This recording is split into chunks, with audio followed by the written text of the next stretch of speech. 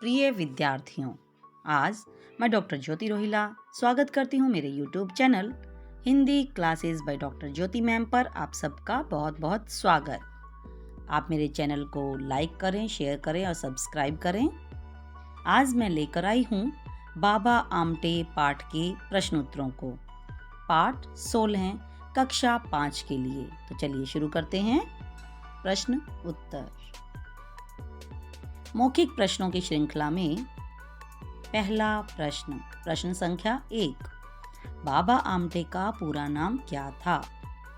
उत्तर, बाबा आमटे का पूरा नाम मुरलीधर देवीदास आमटे था।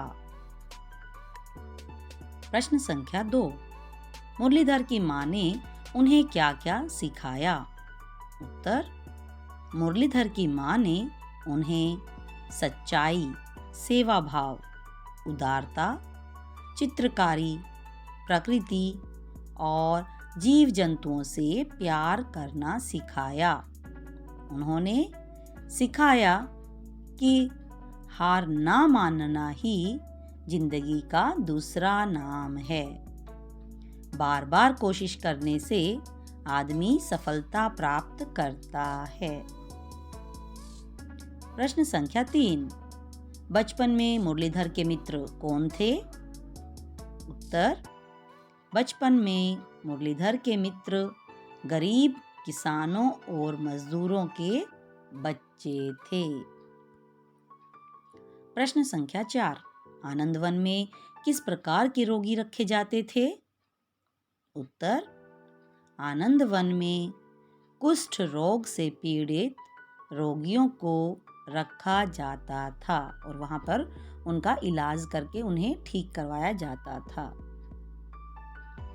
प्रश्न संख्या 5। आनंदवन में किस काम के लिए भवनों का निर्माण किया गया?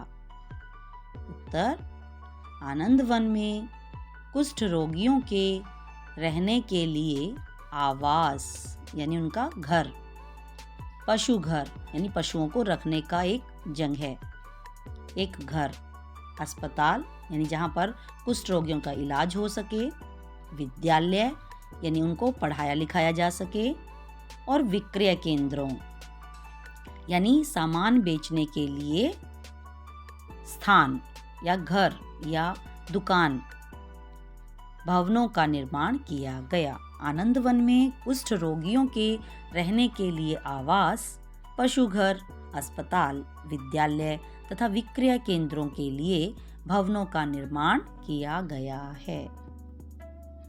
लिखित प्रश्न, लिखित प्रश्नों की श्रृंखला में पहला प्रश्न, बाबा आमटे के गुरु कौन कौन थे? उत्तर, बाबा आमटे के गुरु उनकी मां तथा महात्मा गांधी थे। प्रश्न संख्या 2। मुरलीधर की मां उन्हें खिलौना देकर क्या सिखाना चाहती थी? उत्तर, मुरलीधर की मां उन्हें रबड़ का खिलौना देकर यह सिखाना चाहती थी कि इंसान को हार नहीं माननी चाहिए। बार बार कोशिश करने पर वह सफलता प्राप्त करता है या बार बार कोशिश करने पर सफलता अवश्य प्राप्त होती है। प्रश्न संख्या 3। बाबा आमटे बचपन में निर्धन किसानों और मजदूरों के बच्चों के साथ कैसा व्यवहार करते थे?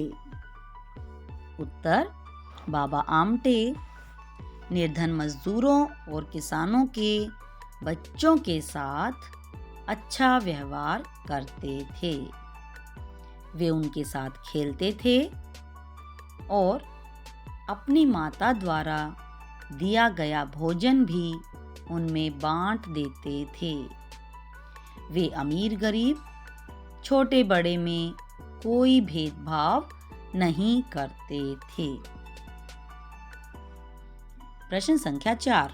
पाठ पढ़कर आपने आनंदवन के विषय में जो विचार बनाए उन्हें 4 वाक्यों में लिखो। उत्तर, आनंदवन में कुष्ठ रोगियों के लिए अस्पताल, आवास, पशु घर तथा विक्रय केंद्र आदि स्थापित किए गए हैं।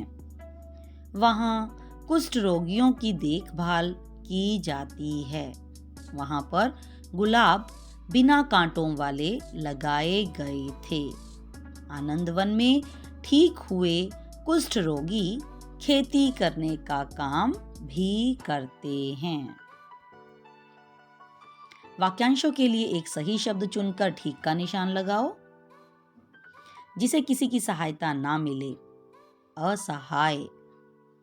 सामान बेचने का केंद्र, विक्रय केंद्र। चित्र बनाने की कला, चित्रकला। अपना सम्मान स्वयं करना, आत्मसम्मान। निम्नलिखित शब्दों को बहुवचन में बदलो। रोगी, रोगियों ने। झोपड़ी, झोपड़ियों में। पक्षी, पक्षियों ने। दुखी, दुखियों ने। नदी, नदियों में। और पौधे, पौधों में। देखिए बच्चे, यहाँ पर एक वचन के जितने भी शब्द होंगे सब में बड़ी की मात्रा लगी है, और जहाँ पर एक वचन को बहुवचन में बदलने का होता है वहाँ पर छोटी ई की मात्रा आती है। उदाहरण देखकर समझो और लिखो। विक्रय केंद्र, विक्रय के लिए केंद्र, यानी जहाँ पर जाकर आप अपना सामान बेच सकते हैं। सेवा कार्य, सेवा के लिए कार्य। आनंदवन, आनंद से भरा वन। पेड़ पौधे, पेड़ और पौधे। प्रकृति प्रेम, प्रकृति से प्रेम। नदी तालाब, नदी और तालाब।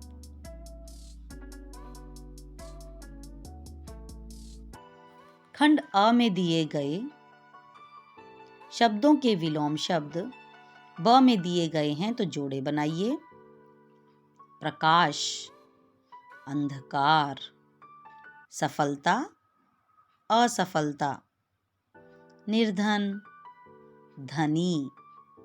उदार, कृपण। विशाल, लघु। रोगी, स्वस्थ। सही शब्दों पर ठीक का निशान लगाओ। ग उ ल आ ब अ, गुलाब।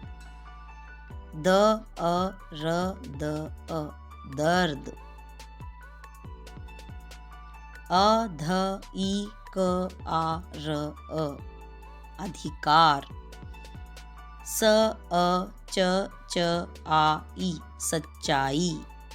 यहाँ पर जो ऊपर दिए गए हैं प्रश्न वो वर्ण विच्छेद हैं, और जो हमने इनके आंसर ढूंढे हैं, उत्तर ढूंढे हैं, वो है वर्ण संयोजन। यानी इन वर्णों को इकट्ठा करके जो एक वर्ण बनता है, जो एक शब्द बनता है, वर्णों को इकट्ठा करने पर जो शब्द बनता है वो वर्ण संयोजन कहलाता है। धन्यवाद। आशा करती हूँ आपको मेरी वीडियो पसंद आई होगी और बाबा आमटे पाठ के प्रश्नोत्तरों को लिखने में आपको सहायता मिलेगी। धन्यवाद। मैं अगली वीडियो लेकर फिर उपस्थित होंगी। तब तक के लिए नमस्कार।